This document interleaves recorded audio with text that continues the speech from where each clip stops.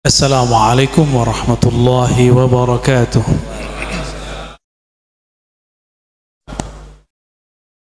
Alhamdulillahilladzi azhara lana Ahmada wa ja'alana min ummati Muhammadin sallallahu alaihi wasallam.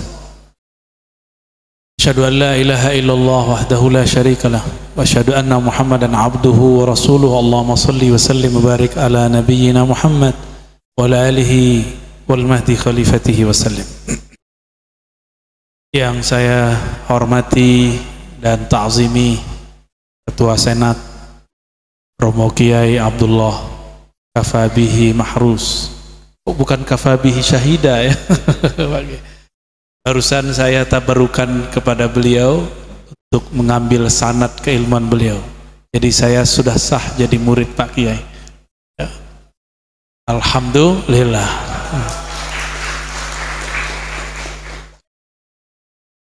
Jadi saya termasuk santri Lirboyo.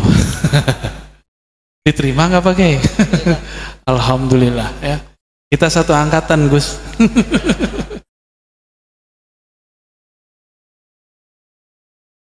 Ini sudah lama saya pengen mampir. Cuma eventnya baru sekarang ya. Alhamdulillah. Dulu malah mampirnya ke Kewagian. Diketawain sama sahabat saya itu, Kiai Zainal Mutakin gitu. Kita manggilnya kalau di pesantren kayak ini, kayak manggil orang Cina, coy ya. Mana dia nih?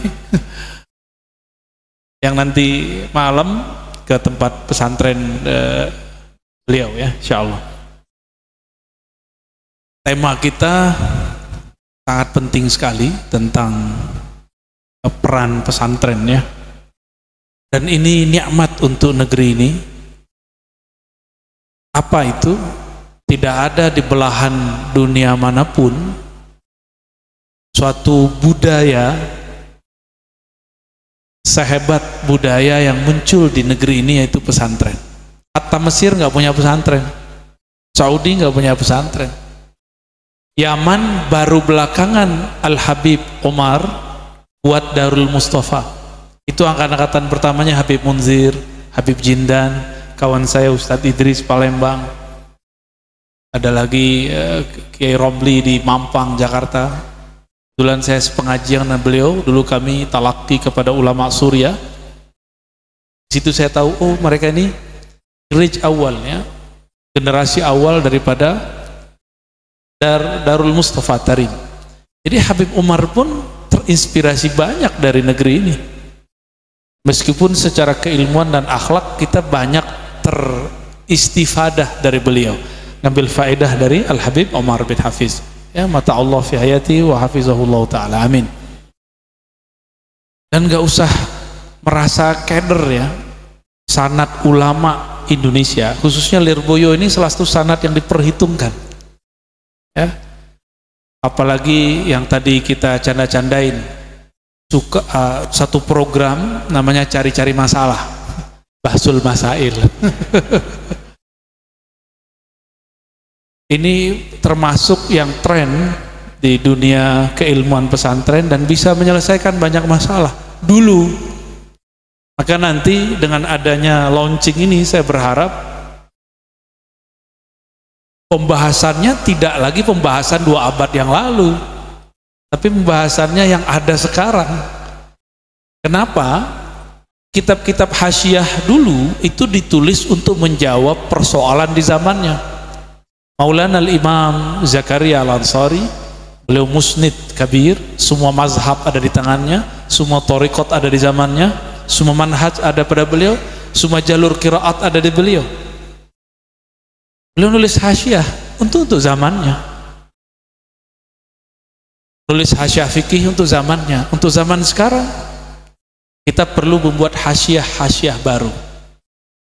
Persoalan sekarang sudah tambah banyak, ada persoalan lama yang muncul kembali. Tadi doa yang dipakai oleh Romo Kiai, doa tawasul kan, nah, oleh kelompok sebelah kan apa, kelompok minhum. Nah, istilahnya orang sini ya, kalau minhum gimana? Ya Muhammad, inni atawajjahu ilaika ila rabbi fashfa' fiyya. Ini kan hadis Imam Tirmizi. Oleh mereka dikatakan bahwa tawassul itu hanya boleh lil hadir wal hayy, bagi yang hadir di depan dan dia hidup. Hidup doang nggak cukup, kalau jaraknya jauh itu syirik. Dan yang parahnya disebut asyirk al-akbar. Soleh Fauzan kitabnya diajarkan di pesantren modern. Ya, Albani kitabnya tawassul disebarkan di mana-mana. Yang mengkhawatirkan ini kitab Syekh Soleh Fauzan karena diajarkan atas nama pesantren modern. Coba antum tanya deh ya, sama pesantren modern masih belajar kitab itu enggak? Dan di situ ditulis asyirk al-akbar. Gimana tuh? Tawassul itu syirik besar. Berarti pelakunya apa? Musyrik. Wal musyrikun minal kafirin. Ya, innal ladzina kafaru min ahlil kitabi wal musyrikin. Bahwa orang-orang kafir itu ada dua, ahlul kitab yang ingkar dan yang kedua musyrik. Itu dia nggak mikir dulu ya, kalau ini bab khilafiyah. Itu level alamahnya. Coba alamah Dr. Soleh Fauzan begitu pemahamannya. Al-Muhaddis Al-Kabir Syekh Albani begitu pemahamannya. Maka kita beruntung jadi Ahlus Sunnah, kita gak gampang memsyirik-syirikan orang. Dada kita terlalu luas, benar gak? Saking luasnya jadi melas. Nah, ini saya mulai dari awal. Tadi itu pemanasan aja. Ya, biasa. Orang asu aja kalau bahas tawassul langsung hot kepalanya. Ini pelan-pelan dari awal ya. Negeri ini paling senang ngimpor barang dan ngimpor pemikiran. Makanya baju-baju kita ngimpor. Padahal kita punya batik yang bagus ya enggak? Sarung tuh. Sarungnya Gus tuh itu kayaknya buatan sini juga tuh ya. Ada sarung macam-macam, kita punya yang unik. Dan harga sarung itu kadang lebih mahal daripada celana ente tuh. Ya, jadi jangan dibilang dulu orang pakai sarung kere enggak, tapi maaf hari ini karena saya harus terbang jadi pakai celana biar nggak copot sarungnya. Aslinya sarungan juga ya. Kita ini suka ngimpor pemikiran. Coba lihat. Muncul Ikhwanul Muslimin, masuk ke kampus-kampus, infiltrasi dengan lembaga dakwah.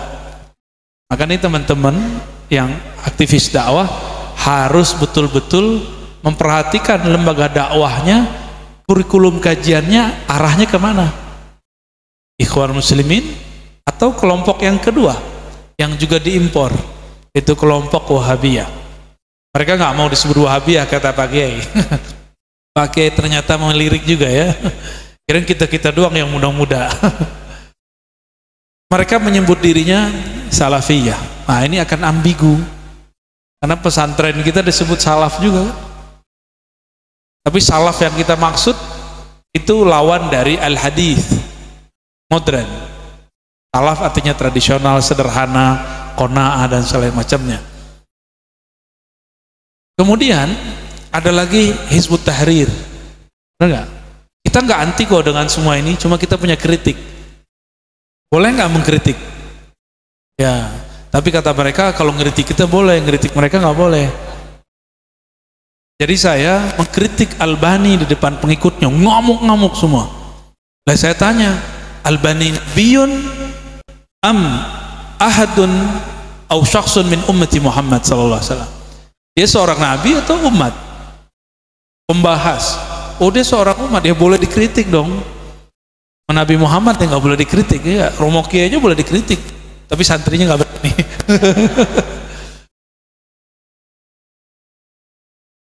Itu kita kritik. Dan dulu guru kita Syekhna Ali Mustafa Yaqub beliau mengatakan, ini kelompok ekstrim ini seandainya mau mereka akan ja'alu al-Albaniya nabiyan. Seandainya mereka mau, mereka akan bersikap memperlakukan Albani seperti Nabi. Begitu beliau gergetannya. Padahal guru saya itu murid Syekh bin Bas. Guru saya itu murid Syekh bin Bas, pakai. Dan dituduhlah kami ini separuh-separuh Wahabi kan.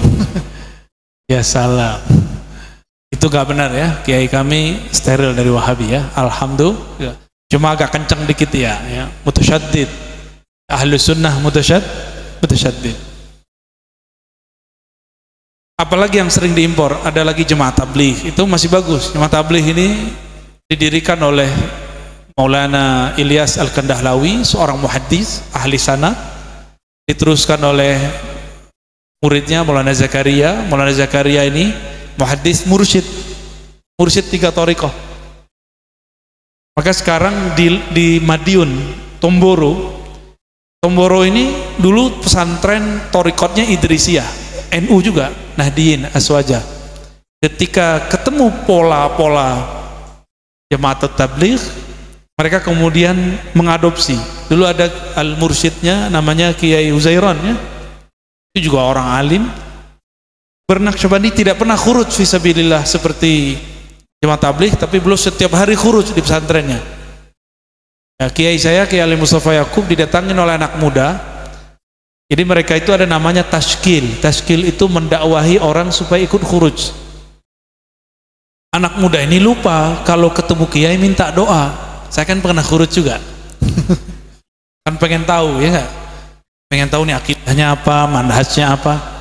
Ternyata anak muda ini lagi jos, namanya lagi semangat. Ada bahasa Jawanya nggak tuh? Semangatnya berlebih, itu bahasa Jawanya apa? Kalau kita nyebutnya lagi jos, reginas, kirain rengginang. Apa kata dia, Pak Kiai? Ya, kenapa Ananda? Khuruj lah. Maksudnya khuruj apa? Khuruj lah sama kita, Pak Kiai ini sudah enak di pesantren. Khuruj lah dakwah sama kita, ngajar umat. Apa jawaban Kiai? Saya khuruj setiap hari nak. No, lihat tuh tempat jauhlah saya. Jauhlah ini tempat kelilingnya. Dari rumah, bahkan rumahnya itu sudah tempat khuruj. Ada tamu banyak datang, nggak berhenti-berhenti, kemudian ngajar, begitulah terus muter. Itu kiai saya baru aktif keluar-keluar itu setelah santri ada yang bisa menggantikan beliau. Tadinya beliau main cuma sendiri atau berdua sama beberapa ustadz. Gak kayak saya yang hampir setiap minggu keluar ini. Jadi kita emang suka mengadopsi pemikiran. Nah, ada satu yang mirip dengan Ahlus Sunnah. Emang Ahlus Sunnah itu didirikan oleh Syekh Abdullah Al-Harari Al-Habashi. Beliau orang Habasyah, hijrah ke Libanon, lalu membuat pergerakan di sana, pergerakan anti Wahabi. Cuma yang dilibas oleh beliau ini tidak hanya Wahabi, Imam Ghazali aja dikritisi. Syekh Al-Buti pun ditahzir, tahu tahzir ya, di warning, oh ini sesat nih. Syekh Wahbah Zuhaili pun polemik, dulu pernah tinggal di Suriah beliau, kemudian pindah ke Libanon. Di Libanon beliau seorang Syafi'i, Asy'ari dan bertarikat Rifa'iyah. Cuma sayangnya mengkritisi ulama tidak pada tempatnya. Namun jasa beliau dalam mengkritisi Wahabi, Salafi, terutama karya-karya Ibnu Taimiyah, ini perlu jadi pegangan. Ini boleh dijadikan rujukan nih nanti Gus Ahmad ya, yaitu Maqalat As-Sunniyah fi Kashfi Dhalalat Ibnu Taimiyah. Coba diulang judulnya. Maqalat As-Sunniyah fi Kashfi Dhalalat Ibnu Taimiyah. Itu bacaan saya dari 2004. 2004 kita baca itu. Ajib sekali, itu kitab ditulis sebelum Google ada, sebelum aplikasi kitab ada, dan beliau merujuk ke kitab-kitab manuskrip, masih tulisan tangan. Di situ beliau menemukan keganjilan akidah dan pemahaman Ibnu Taimiyah. Salah satu yang aneh dari Ibnu Taimiyah apa? Qauluhu annal anbiya yartakibuna as-saghair dunal kabair. Nah, ini kan bahaya ini. Dia meyakini bahwa para nabi itu berdosa kecil tapi bukan dosa besar. Bahaya nggak? Ada qaulun khatir. Ini sangat berbahaya. Ya.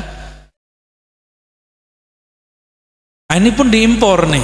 Nah, Ibnu Taimiyah ini kan punya gelar yang menarik, Syekhul Islam.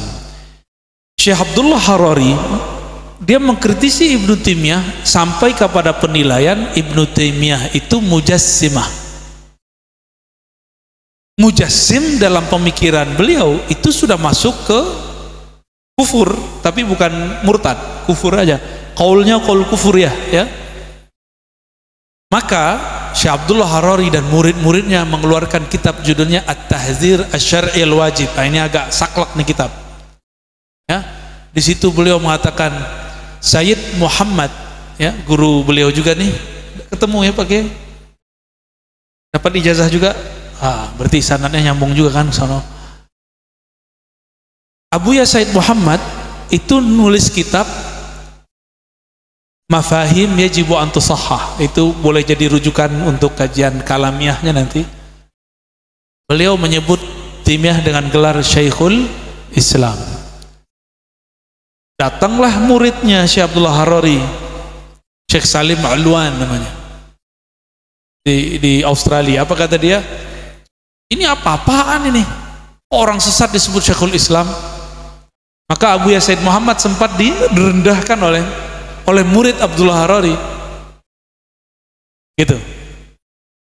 Nah, model-model inilah yang kemudian diadopsi oleh sebagian pergerakan aswaja di tanah air.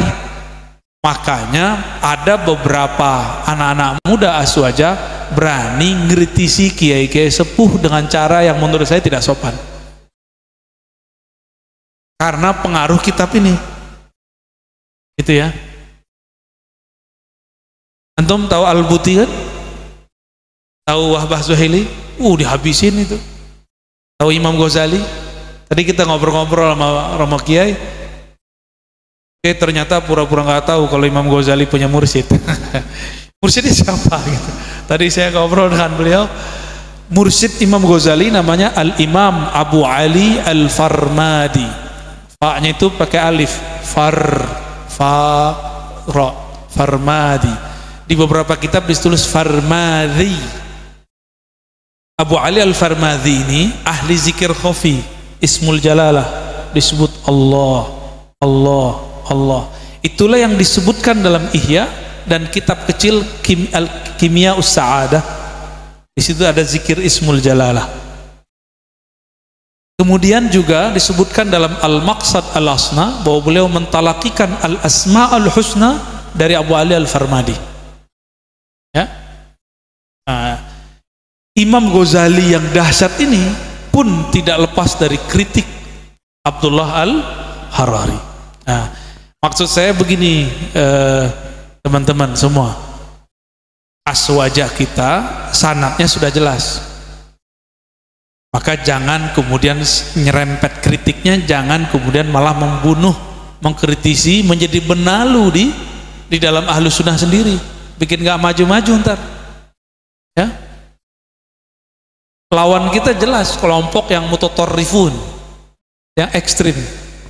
Jangan sampai kita saling bantah-membantah sesama ahlus sunnah, habis cuma untuk bahas itu.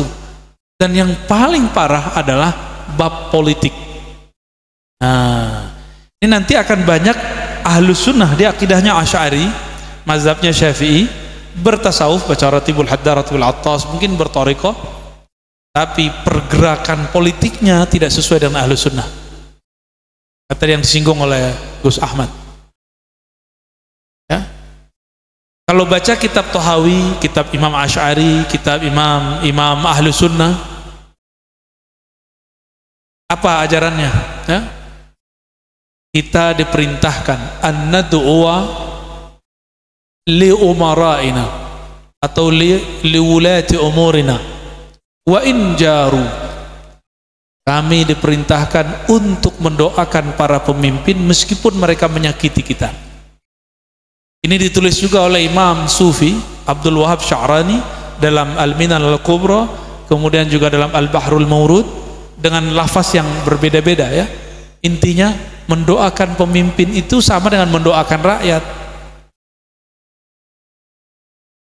Jadi kita nggak ada urusan dengan saya beda ideologi dengan dia, bukan itu. Tujuan kita maslahat. Nah, itulah pembukaan saya ketika ngisi kajian di Kemenak kemarin. Ceramahi presiden dan wakil presiden kan.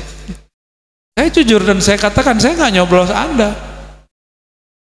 Tapi saya malu kepada orang yang saya coblos.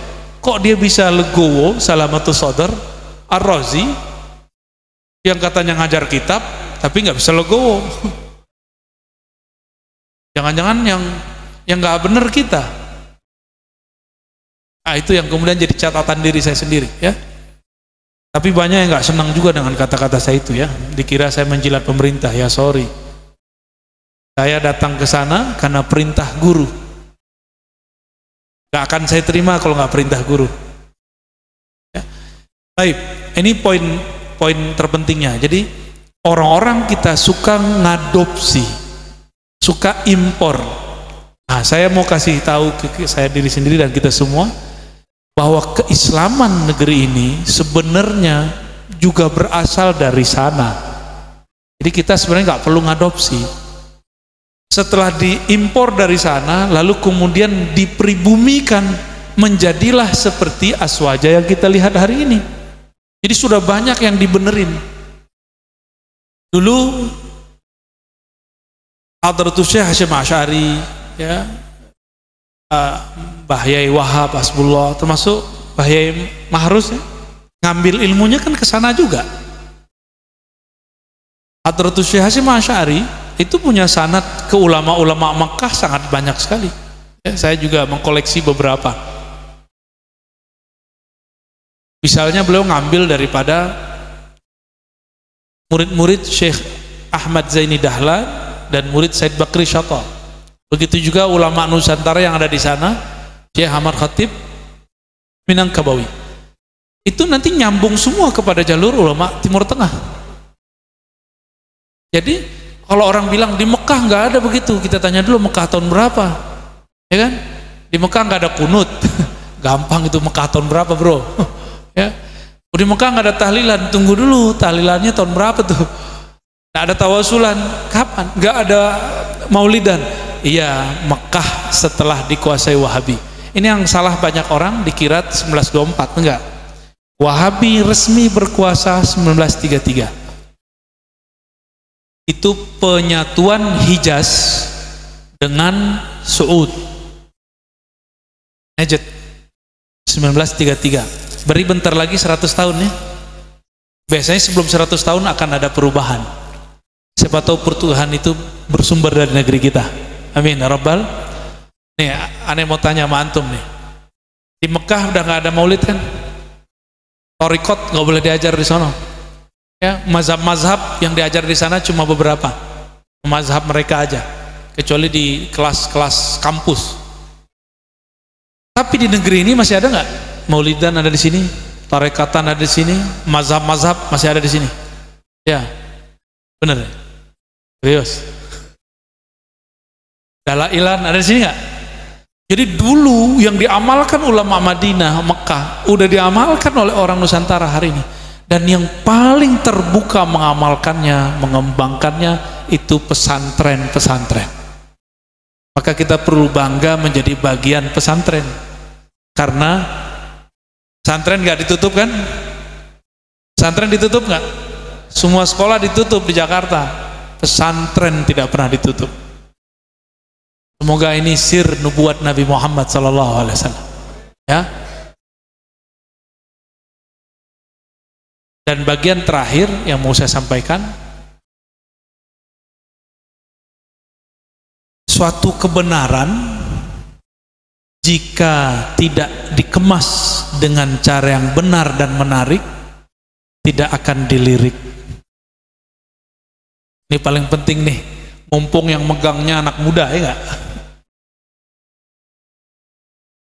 Yang kita yakini ini benar nggak? Yang kita amalkan ini benar nggak?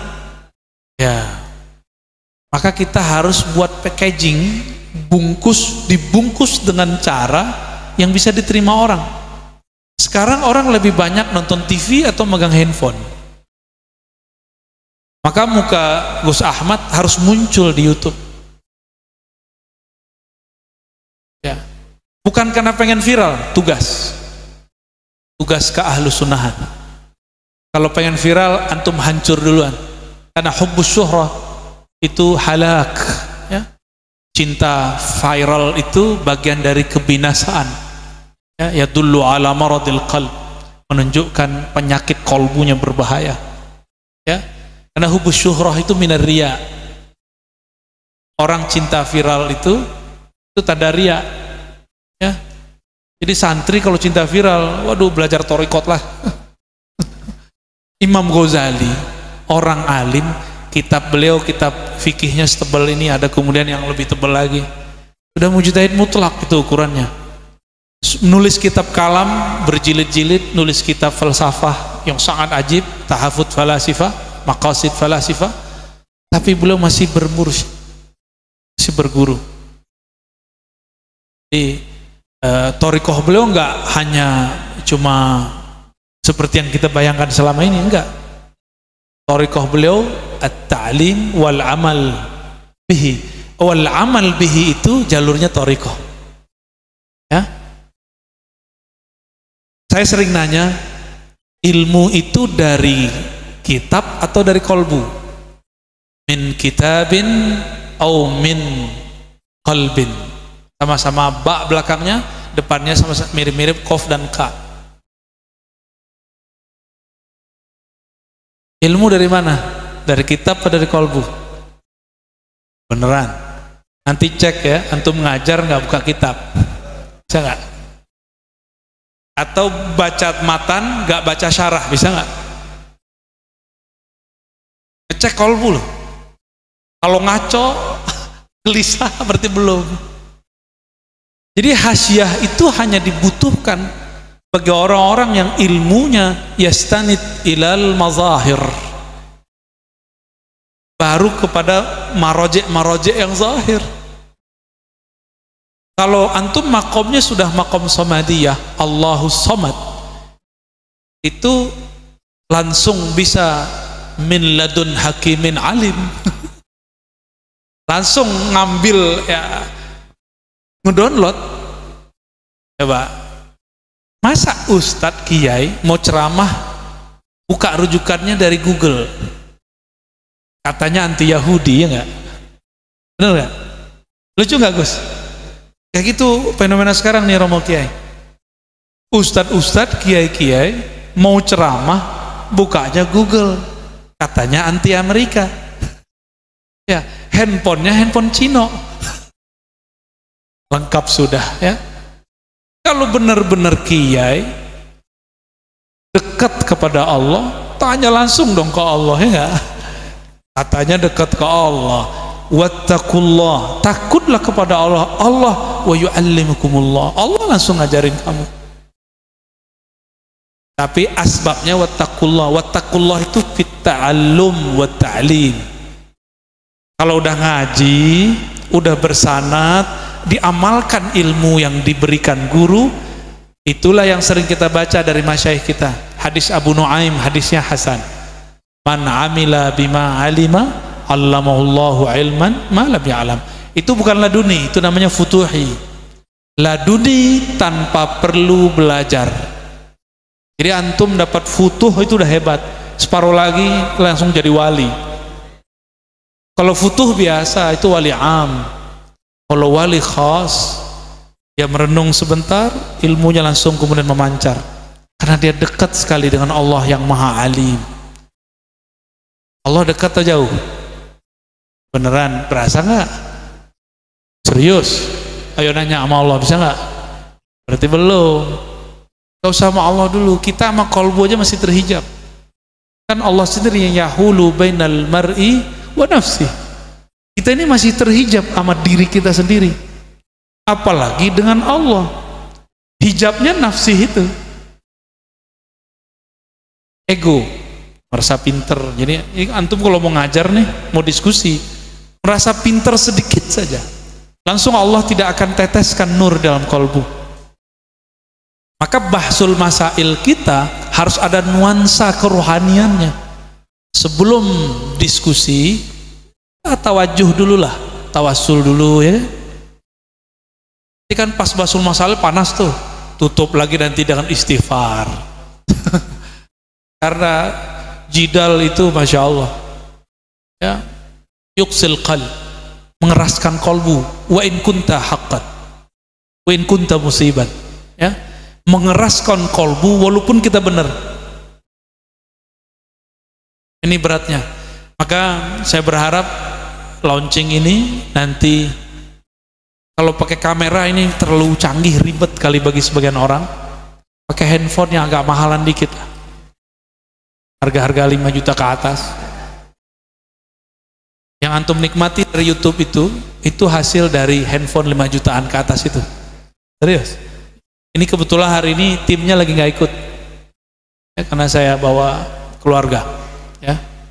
Biasanya ada 2 orang yang ikut. Pakai handphone aja. Hasilnya jelas kan? Jelas. Tinggal modal mic, akun YouTube, wajibkan semua santri subscribe. Ya, kalau udah 1000 langsung bisa live. Tapi jangan kemudian bunuh diri sendiri sebelum tampil betul-betul siap lahir dan batin.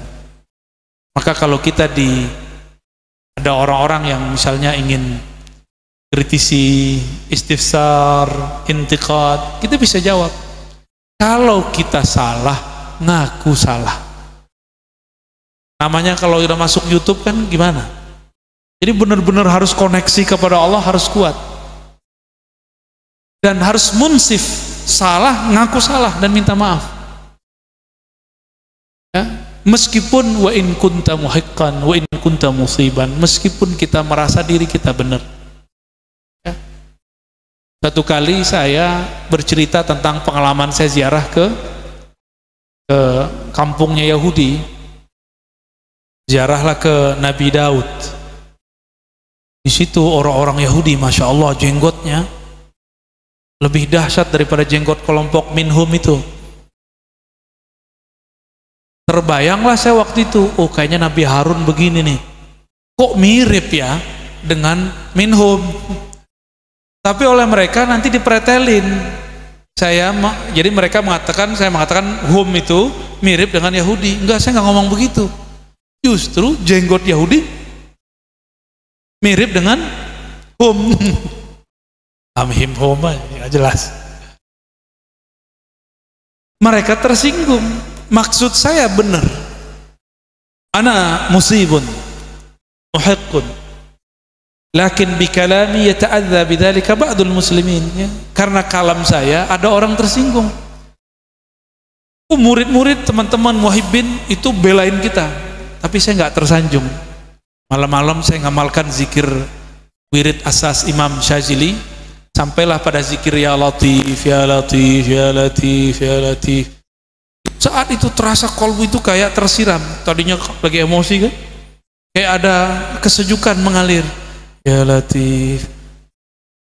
Gak tahu antara sadar gak sadar saya mendengar satu kalam, saya anggap itu ilham. Sudahlah, kau minta maaf saja kepada mereka.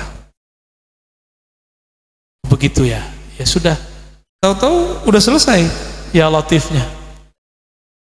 Ternyata Allah itu sangat dekat dengan namanya. Disitulah saya praktek ana ma'ahu idza dzakarani, hadis Bukhari Muslim, hadis qudsi. Aku bersamanya jika dia menyebut namaku. Jadi kalau antum mau dialog dengan Allah, sebut namanya dengan adab yang bersanad kepada wali-wali Allah. Jangan ke wali syaitan. Sama-sama isim tapi ke wali syaitan, nanti bisikannya balas aja, buka ya, hantam. Tapi kalau dari Allah enggak. Dan itu jelas sekali. Kalau di bahasa Arab kan gitu, fasta'fu minhum. Ya. Pakai hum memang di situ. Ya. Allah itu pemaaf. Allah itu memberi maaf. Ya sudahlah, maafkan kesalahpahaman mereka, kamu minta maaf dari mereka. Jadi nanti forum diskusi ini semoga ada hasilnya. Selesai posting. Sekarang orang bukan zaman baca, zaman nonton.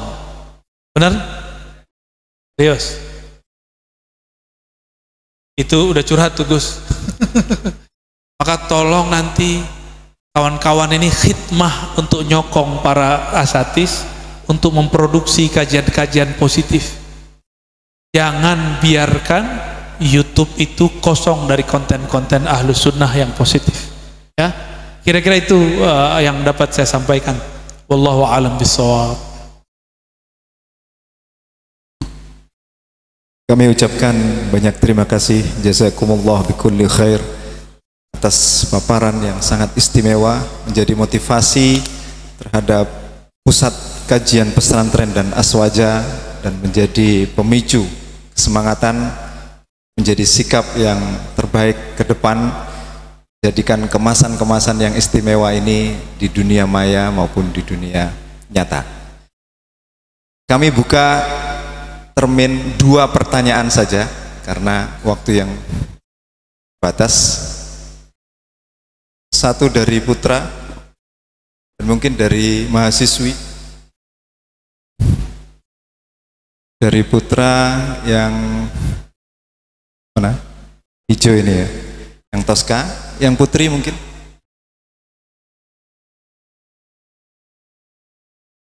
Ibu-ibu dosen mungkin bisa membantu. Siapa yang bertanya dari putri?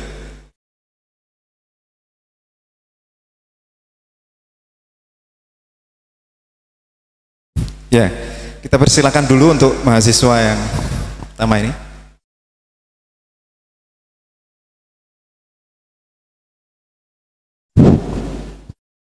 Bismillahirrahmanirrahim. Urahibukum tahiyatul Islam, tahiyatul mubarakah. Assalamualaikum warahmatullahi wabarakatuh. Alhamdulillahirabbil alamin wassalatu wassalamu ala rasulillah ajmain. Alhamdulillah, sesuatu kebanggaan yang luar biasa untuk kita semuanya. Kita kedatangan tamu yang jauh dari Sumatera. Kebetulan saya Buya juga dari Sumatera, dari Jambi. Alhamdulillah, cukup bangga rasanya ketika pada saat ini nama saya Firdaus. Saya mahasiswa pasca sarjana semester 4. Alhamdulillah, sangat bangga rasanya ketika pada saat-saat yang genting ini, di mana umat Islam rasanya saling diadu domba. Semakin lama semakin ketat diadu domba. Pada saat ini kita lihat yang lagi viral, bagaimana kontroversinya pernyataan surat edaran dari Kemenak, bagaimana ketika perayaan agama lain aman-aman saja, ketika datangnya Ramadan sangat ketat lagi. Nah, dan di situ juga banyak ulama-ulama yang muncul di media. Kemudian terlihat seperti dibenturkan, Bu ya. Bagaimana sikap kita yang juga notabene santri dan juga kita yang cinta pada habaib. Nah, di situ kayaknya ada sedikit sesuatu yang kontroversi. Bagaimana agar kita mahasiswa santri ini tetap salamatus sadr, agar hati kita tetap selamat menghadapi suatu ancaman dan pemahaman yang membuat kita bisa tergelincir ini, Bu ya. Kemudian pertanyaan yang kedua, Bu ya, saya juga pernah dan sering juga melihat dan mendengar kajian Buya di YouTube dan juga tentang akhir zaman, Bu ya. Saya menarik sendiri tentang bagaimana Buya bilang bahwa ikatan Dajjal itu sudah terlepas. Saya akhbirna, beritakan kepada kami, dan kami ingin mendengarkan langsung bagaimana agar kami ini, Bu ya, lebih yakin. Dan juga, Buya, apa nama channelnya Buya, biar kami mengikuti kajian Buya dan juga kami bisa mensupport dengan mensubscribe dan like agar channel Buya semakin berkembang. Pendekar-pendekar Ahlus Sunnah, takbir, Allahu Akbar. Mungkin hanya itu yang dapat kami sampaikan. Assalamualaikum warahmatullahi wabarakatuh.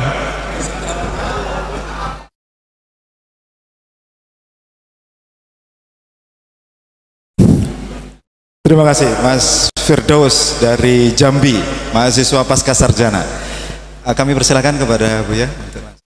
Iya, Adinda Firdaus ya, Al-Jomlowi. Ya, kalau jomblo tuh semangat baca takbirnya. Satu kali Habib Umar, dikisahkan kawan saya kemarin,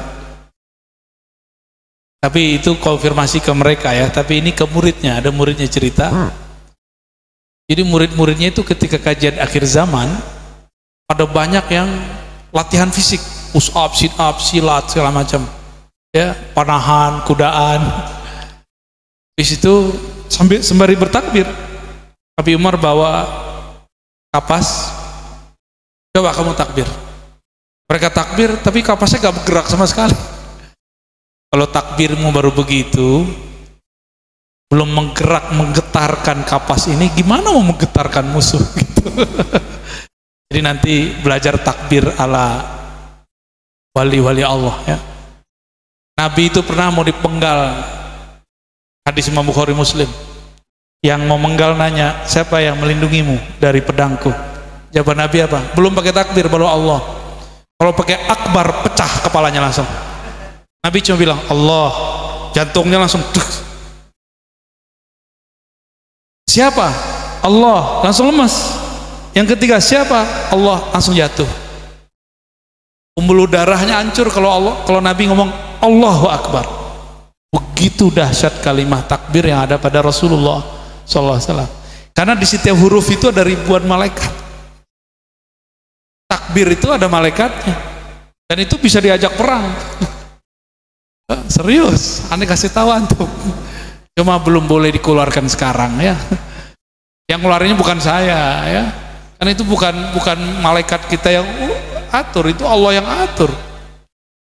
La ya'sunallah, kan gitu kalimatnya. Mereka nggak pernah melawan Allah, dan terhadap apa yang Allah perintahkan mereka lakukan. Nah, yang pertama tadi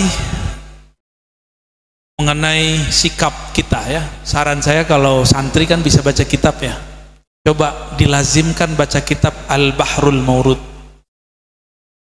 Nanti ketahuan di situ sikap kita terhadap pemimpin, meskipun kita nggak suka, meskipun kita merasa dizolimi.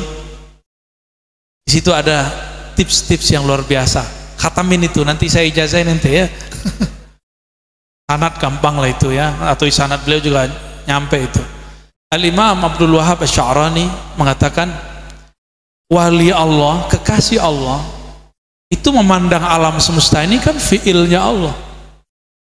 Maka apapun yang terjadi, kita nggak boleh menyalahkan siapa-siapa kecuali diri kita dalam kerangka hubungan dengan Allah. Maka bisa saja seseorang dizolimi seorang pemimpin karena kata-kata dia yang tidak baik. Begitu dia tulis dalam kitab Al-Bahrul Maurud ya. Rubbama, gimana kalimatnya, yubtala ahad bisyamatatihi ahad bisyamatatihi ala ghairi. Begitu yang saya ingat ya. Bisa jadi ada seseorang Allah kasih bencana ujian karena kata-kata dia. Kata-kata ini kan diaminkan malaikat. Diaminkan malaikat. Hati-hati ngomong ya. Jangan ngomong ntar gua kayak jomblo seumur hidup deh ya, jomblo ntar. Sama, ngomong tentang apa aja, masalah penjara kah, masalah negara kah, jangan ngomong begitu. Ketika ada orang sakit terus dia ngomong ya Allah mati saya, apa kata Nabi? La takul illa khairan, jangan katakan kecuali kebaikan. Fa innal malaikata yu'minuna ala ma taqulun, karena malaikat mengaminkan yang kamu kalamkan. Jadi coba ikuti manhaj Ahlus Sunnah Sufiyah. Itulah yang dipakai oleh ulama pendiri bangsa ini, ulama-ulama aswaja kita ya. Oh, mereka Habib, iya kan Habib banyak. Antum coba lihat Habib Rizik beda nggak dengan Habib Lutfi? Habib Rizik beda nggak dengan Habib Jindan? Semua Habib. Kita tidak boleh kurang adab kepada Habib, tapi boleh nggak beda fikrah pemikiran dengan Habib? Boleh. Habib kalau nggak nyantri alim nggak? Habib kalau nggak bertasawuf lembut nggak kalbunya? Enggak. Jadi kita boleh berbeda dengan Habib, tapi jangan salah adab kepada Habib. Itu aja. Maka ana uhib Habib Rizik, ana uhib Habib Lutfi, ana uhib Habib Jinnah, kullu Habib fi qalbi ya. Saya mencintai semua Habib, tapi ittijahat as-siyasiyah itu lain soal. Pandangan-pandangan kita, kecenderungan politik kita bebas, kita nggak boleh dipaksa. Ya, dan mereka bukan wakil-wakil Tuhan di muka bumi. Wakil Tuhan di muka bumi cuma jidnya Rasulullah Shallallahu Alaihi Wasallam. Mereka belum tentu. Saya juga boleh beda dengan Habib Lutfi, benar nggak? Sebagaimana saya boleh beda dengan Habib Rizik, itu nggak ada apa-apa, nggak ada masalah, nggak disebut suul adab. Ya, baik.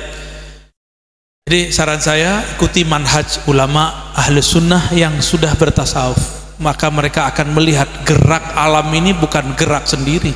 Saya mau tanya nih sama Adinda Firdaus, adakah di alam semesta ini pergerakan suatu kejadian tanpa izin Allah? Ada nggak? Jadi pelakunya Allah juga sebenarnya. La fa'ila illallah. Itu aja ya. Dan yang kedua, ini bukan Jabariyah ya, ini bab mukasyafah. Itu dua hal yang beda. Jabariyah itu pakai ro'yu, suul adab kepada Allah, dia maksiat, Allah yang disalahkan. Kalau mukasyafah, kalau buruk dia tidak ceritakan, kalau baik dia hikayatkan. Itu beda mukasyafah dengan Jabariyah ya. Itu orang begini aja di Mesir banyak yang gak paham loh. Yang ngasih kata pengantar syarah hikam itu ada seorang doktor di Mesir, itu mengatakan sahib kitab hikam ini Jabariyah, kan PA namanya tuh. Ente tahu nggak PA? Hah? Doktor tapi nggak ngerti tasawuf, komentar. Lucu lah begitu terjadi ya. Nauzubillah min dzalik ya. Nauzubillah bi an naqula fima la na'lam. Kita berlindung kepada Allah mengkalamkan hal-hal yang kita nggak ngerti. Dosanya besar nanti ya. Yang udah beres. Terjawab ya. Allahu a'lam bishawab. Baik, selanjutnya untuk pertanyaan dari mahasiswi Naila dari PAI. Silakan.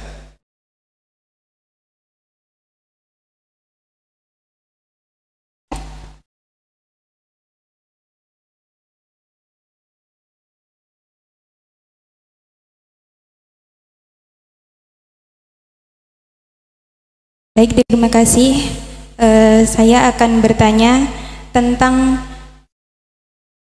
perspektif gender dari Aswaja itu bagaimana? Padahal kita ketahui sendiri Islam itu juga membatasi wanita seperti itu. Terus emansipasi wanita itu bagaimana? Baik. Gender ya. Imam gender kan besannya beliau.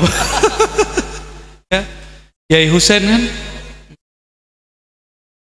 feminisme, tapi cowok ya.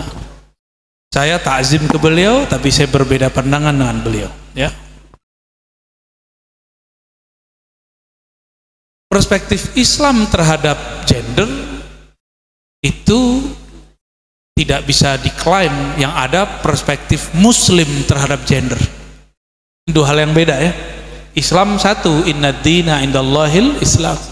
Al-haqqu min rabbika, kebenaran dari Allah cuma satu, dari Allah.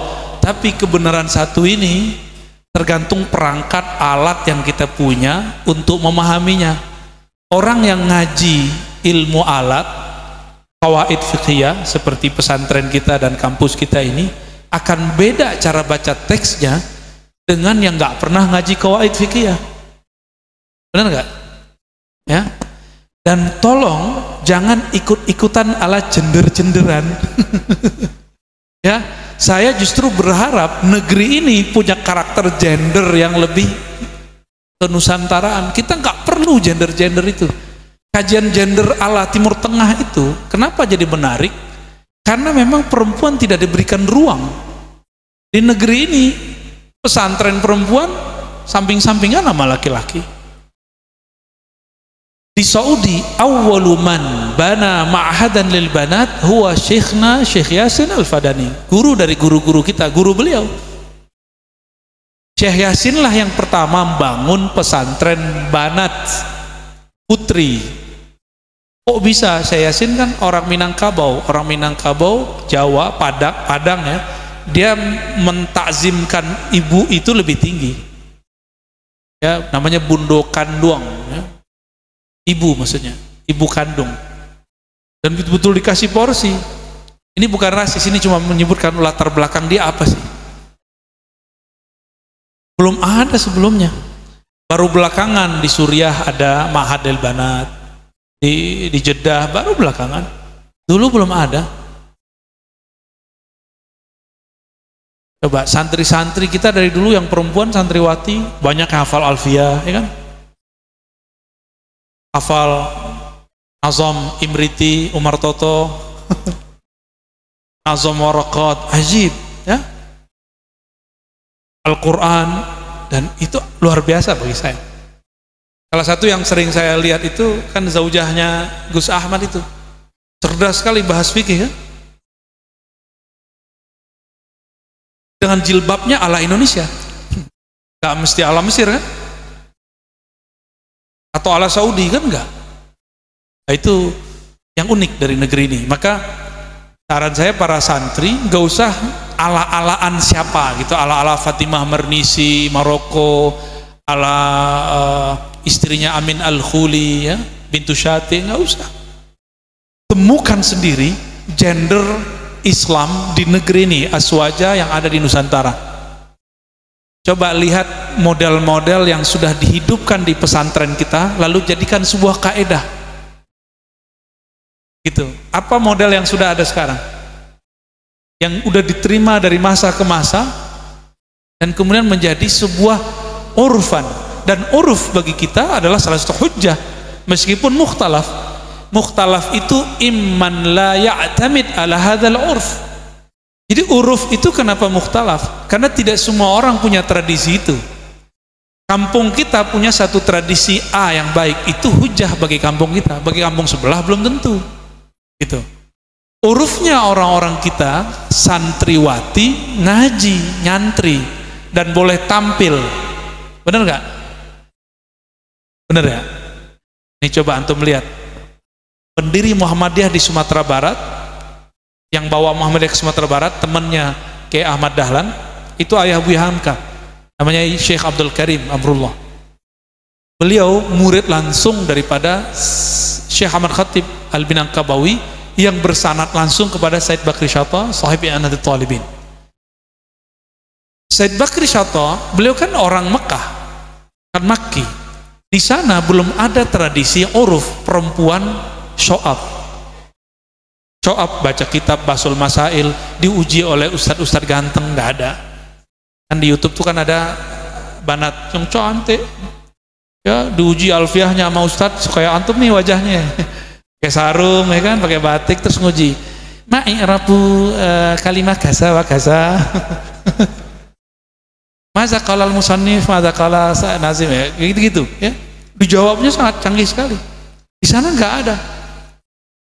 Said Bakri Syatta dengan kekuatan uruf yang beliau punya, yang beliau ketahui, mengeluarkan fatwa bahwa tampilnya perempuan di hadapan laki-laki itu tidak boleh, mamnu'.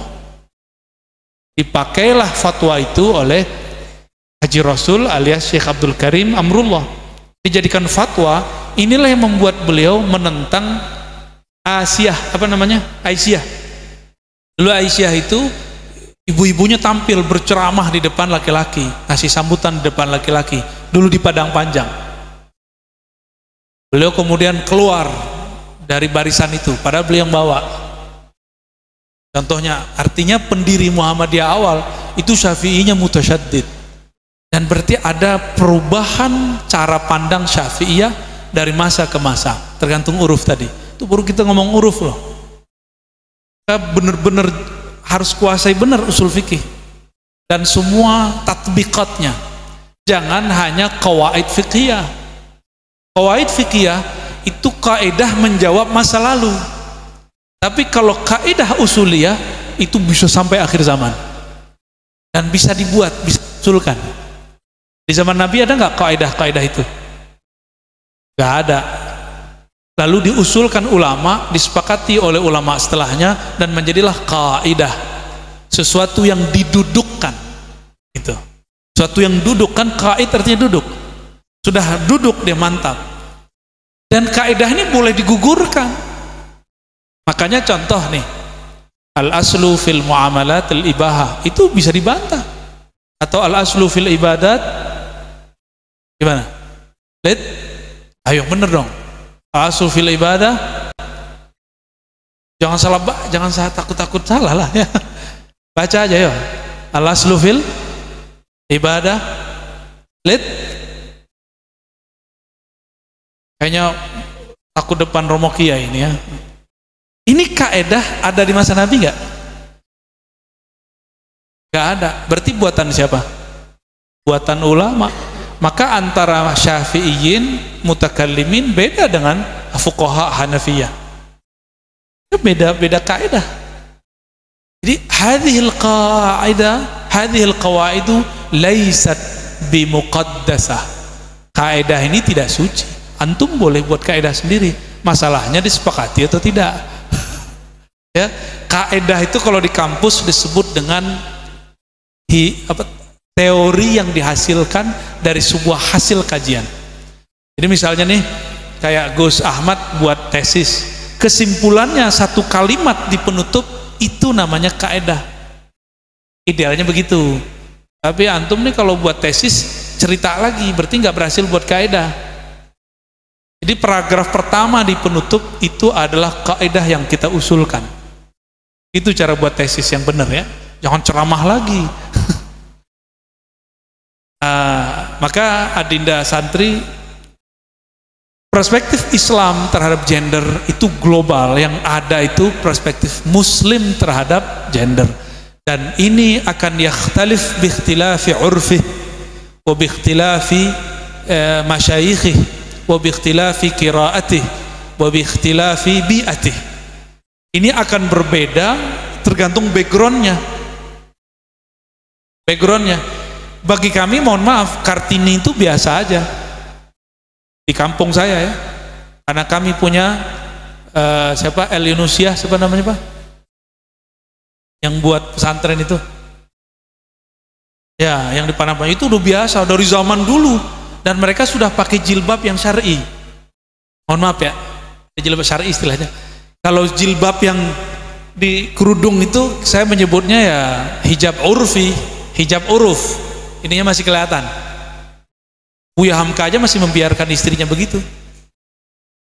Tapi beliau ya Al-Yunusiah itu sudah buat mudawarah namanya. Salah satu cara beliau mengislamisasikan cara berhijab.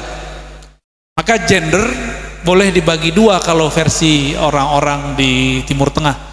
Ada gender liberal, feminisme liberal, ada gender kanan itu atau keislaman.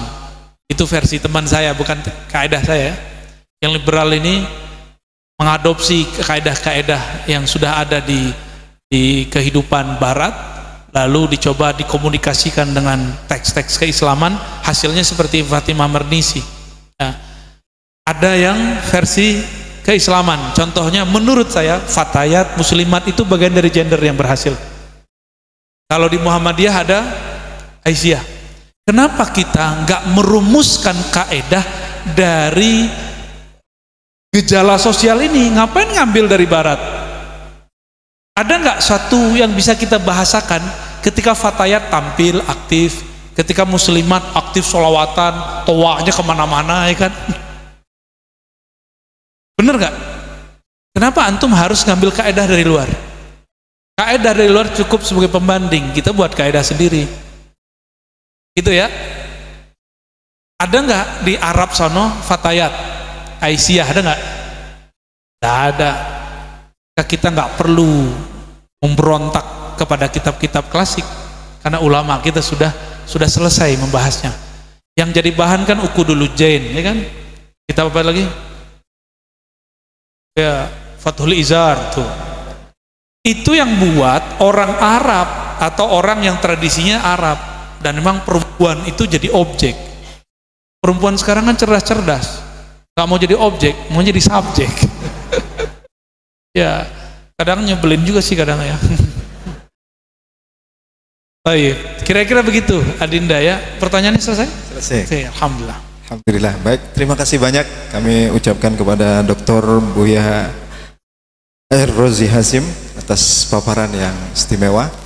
Selanjutnya kami sebagai moderator, jika ada tutur kata kami yang kurang berkenan di hati para hadirin semuanya, kami mohon maaf yang sebesar-besarnya, dan acara kami kembalikan kepada MC. Assalamualaikum warahmatullahi wabarakatuh.